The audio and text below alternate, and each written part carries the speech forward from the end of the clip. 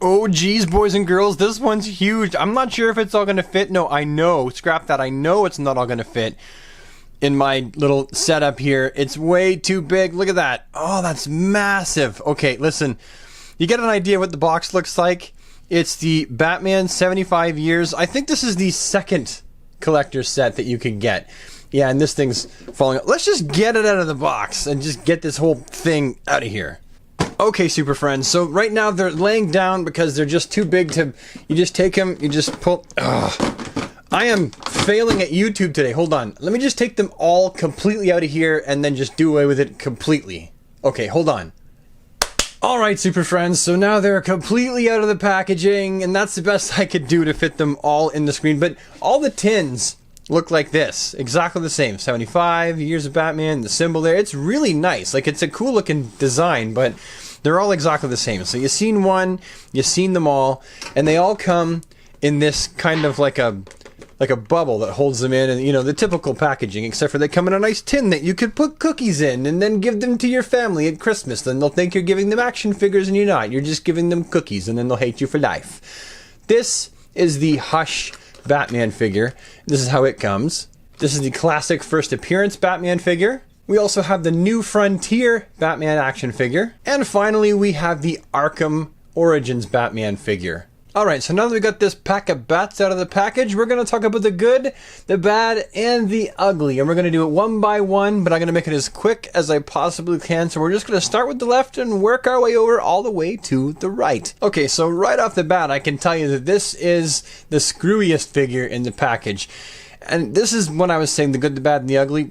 This is the bad, and there's a few reasons for it. So first off, I mean, if you were just at a glance, this is actually not a bad rendition of a classic looking Batman from his first appearance. I mean, it's not accurate. Anyone that's looking for accuracy in this figure is not going to find it, because first appearance Batman didn't have black gloves. They were purple surgical gloves. But, I mean, if you're going with an all black and gray theme, which is what these box sets are doing, this isn't terrible. The problem is the devil is in the details, folks. What is wrong with that face? One eye is lower than the other. They totally crapped the bed in painting his face. Like, horribly crapped the bed. And then, a theme with the figures that come in these box sets, I don't know if you can see it, but they show up quite often fairly scuffed. I've seen a lot of this. And for something they were trying to celebrate Batman's 75th anniversary, it just seems like they put in only half the effort. You know, they just took a bunch of stuff and repainted it. And this is one of the ones that does not shine. Like, I've got an extra Batman head that I'm going to have to put on here just to make this first appearance Batman work. Or I'm going to have to repaint his eyes, because that's just like, that's like saying that Shannon Doherty doesn't have one eye higher than the other from Beverly Hills 90210. That would just be a lie. Articulation for this Batman, it swivels at the biceps, like so, at one bicep. The other one is stuck there. Uh-oh. Well, crap. I did it again. I broke a DC Direct figure right in look at that. It was stuck. I should have done the whole blow dryer or in the hot water. I just figured it was going to be one of those times when it would loosen. It didn't. This one turns though, so that's good. Messed up head, busted arm. The legs can go forward, typical. They can go back, like that. You know, it's, okay. On to the next one. Next up, we have what I consider to be the absolute standout figure of the entire box set, and really, out of both of the 75 years of Batman box sets, we have the Hush Jim Lee Batman action figure. It's a repaint of the original blue and gray. They've made it black and gray. This is what everyone was asking for. Everybody wanted a black and gray Jim Lee Batman figure, and voila! They gave it to us in the box set, and it is beautiful. I love this figure. It's one of my absolute favorite DC Direct figures of all time. For one, how can you go wrong with Jim Lee's sculpt turned into action figure form? You can't, quite simply. Let's take a closer look at him. Those of you familiar with the original Hush Batman figure will know exactly what you're looking at and exactly what to expect, because the original Hush Batman figure came out a long time ago. This is a reusing of a classic sculpt right here, folks. I love this figure. The head sculpt, the molding of the cape. If I had a complaint about it, it would not be anything to do with the coloring, but the fact that the upper torso always looks just a little bit dinky in comparison to the legs. But really, this is a fine action figure indeed. If I was going to have any small nitpicks, it would be that the belt doesn't line up. The person installing the belt on this figure just did a weird job. Maybe they showed up drunk or on opiates. I have no idea.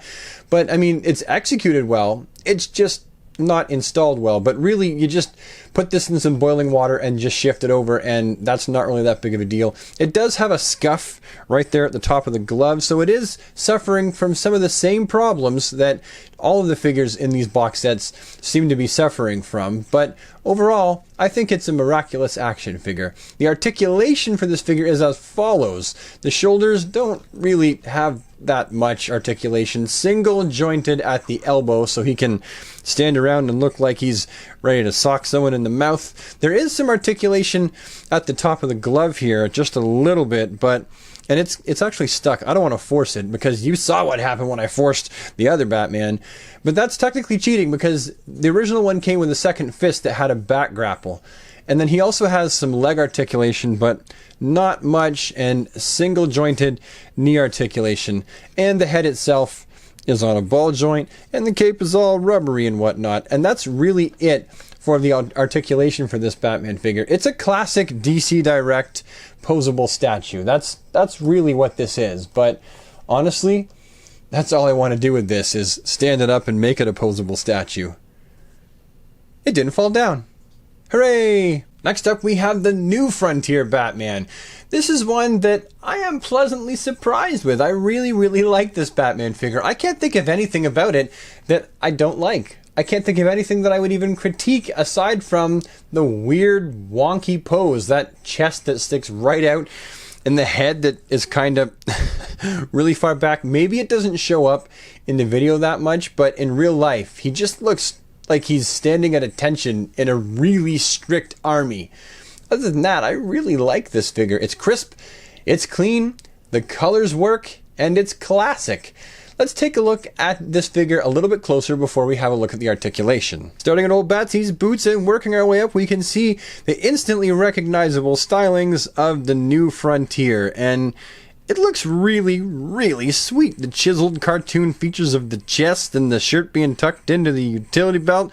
I really like this figure a lot. Like, I can't think of anything about this figure that I don't like. I'm going to display him proudly with the rest of my Batman figures. But first, we need to look at the articulation. So the articulation for this Batman is as follows.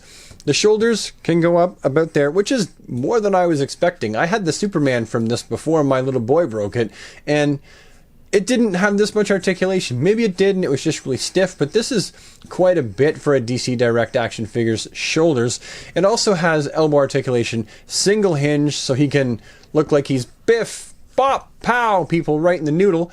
No articulation at the waist, just like all of the rest of these Batman figures. None at the waist, except for the Arkham Origins Batman, which we'll get to later in the video. The knees have single-jointed articulation, but that's a fair amount of backwards movement for these Batman figures. And the groin can go up forward, like that, in a sitting position, and obviously all the way back because his butt doesn't hinder him. So that's what he's got for articulation, as well as a head on a ball joint, and articulation here at the bottom of his trunks, so you can move his legs all around like that. I've never really found that kind of articulation that useful unless it's way up in the top.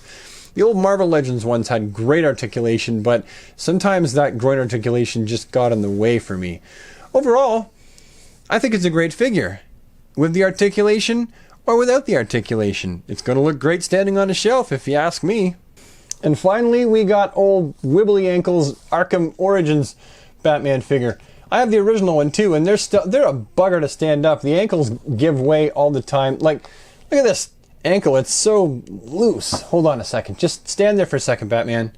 I said, oh my God, I'm Batman. I do what I want because I'm Batman. But I want you to stand there, Batman. Stand. Fine. I gotta hold him the entire video because he's too stubborn to stand there. Alright, so now that I got Batman behaving in my hand, we're going to take a closer look at him, and we're going to see some of the good and some of the not quite so good. For one, I want to say that I really, really like this particular head sculpt. I always have. I think it's a pretty definitive look for a more realistic looking Batman, although this one I think excels past the original for a number of reasons. For one, the eyes on this one just look crisper and cleaner, yet no pupil. I totally get that, because in the game you can see his pupils, but I think it looks better when he doesn't have the pupils showing through. But not only that, the face itself, it's just cleaner looking.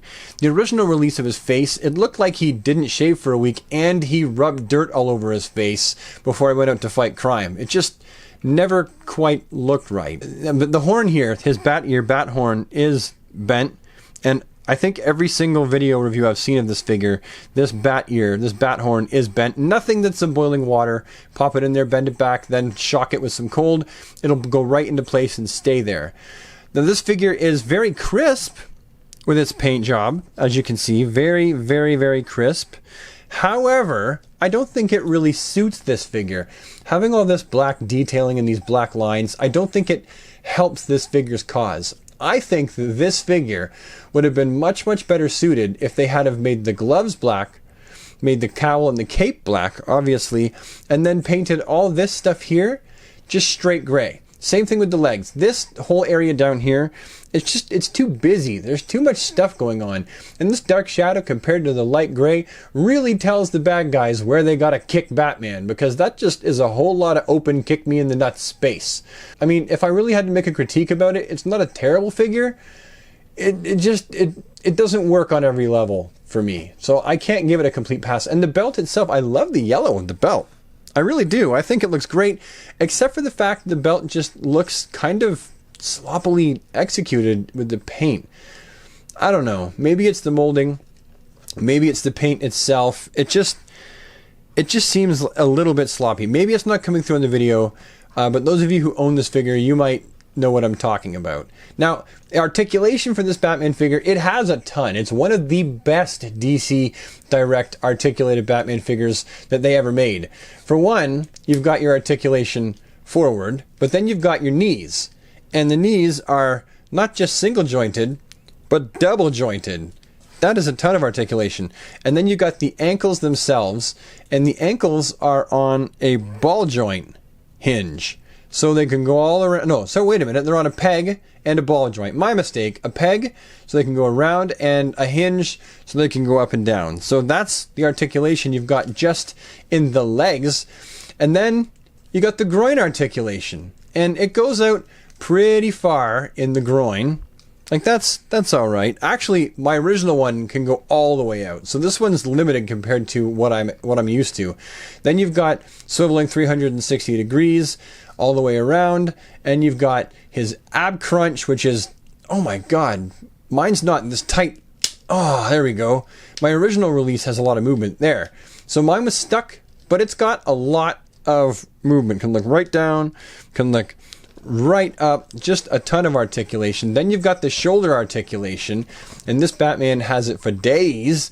And you've also got articulation here at the elbow, and it's a hinge and it's on a swivel. So that's really kind of cool. And then you've got your wrist articulation, which is a hinge and it has a swivel. So this Batman figure, oh, and the head's on a ball joint. Can't forget that one. And so this Batman figure has articulation for days. Super posable. Again, though, the problem is that ankle. Oh, of course. It stands now. Thanks, Batman, you jerk. So there you have it. The good, the bad, and the ugly of the Batman 75 year celebration box set by DC Collectibles, filled with repaints, some great and one not so great.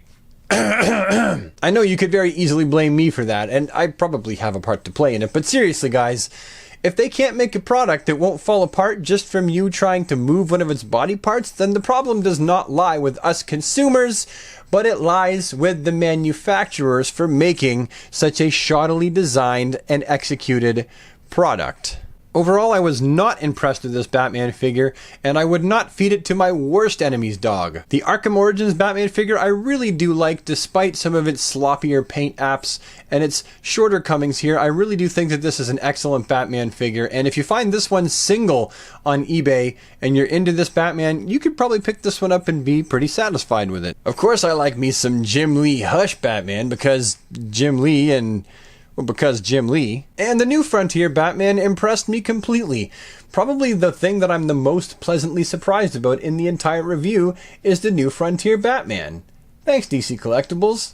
Anyhow, super friends, you've made it to the end of the video, so give yourself a gold star for making it all the way. I really appreciate you making it this far too. But the video's over, so thank you for taking the time to watch this video. If you found this video fun or enjoyable or informative, leave a like on it so I know you liked it. Leave any comments that you have in the comment section down below, because I really do like to hear from everybody. And if you think you'd like to see more of my kind of content end up in your inbox, well, just hit the subscribe button, ding the bell, and then you'll never miss a video.